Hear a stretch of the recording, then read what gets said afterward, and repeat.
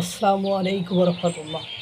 চীন ভারতের প্রতিবেশী রাষ্ট্রগুলোকে নিয়ে ভারতকে উত্তেজিত রাখতে চায় বা ভারতকে গাড়াকলে ফেলতে চায়।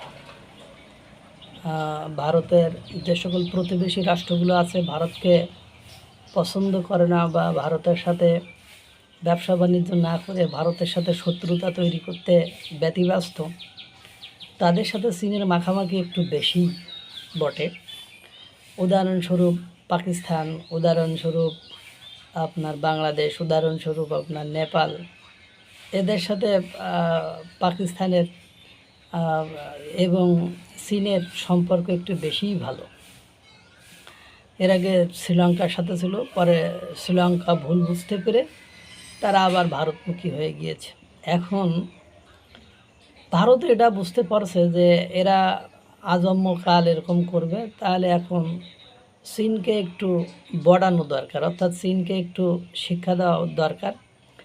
এই জন্য আপনারা জানেন যে ভারত মহাসাগরের আন্দামান নিকোবর এই দ্বীপপুঞ্জ দিয়ে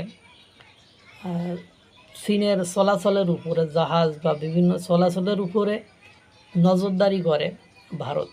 এবং এই ভারত মহাসাগরের অপর প্রান্তে আপনার নজরদারি করে অস্ট্রেলিয়া। এখন দশম একটা বৈঠক বসেছে নয়াদিল্লিতে ভারতের সাথে অস্ট্রেলিয়ার, সামরিক জোট, প্রতিরক্ষা জোট, নিরাপত্তা ব্যবস্থা, এইসব নিয়ে আলোচনা হয়েছে।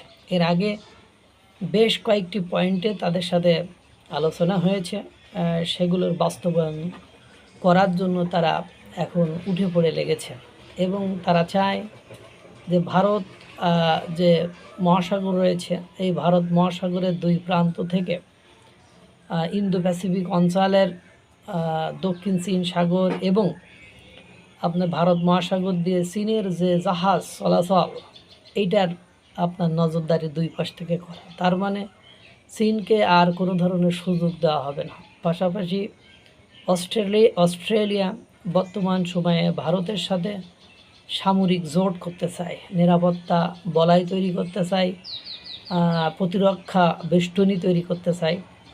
এই জন্য তারা এখন ভারতের সাথে সব ধরনের, বিশেষ করে সমুদ্র অঞ্চলে বা ভারত মহাসাগর অঞ্চলে যে নৌ যুদ্ধ জাহাজ, এগুলোর উপরে একে অপরের প্রশিক্ষণ, যে সমরবিদ্যা রয়েছে সেগুলোর উপর প্রশিক্ষণ করে, পাশাপাশি জাপানকে যুক্ত করেছে, পাশাপাশি দক্ষিণ কোরিয়াকে ভারত অ্যাটাচ করেছে।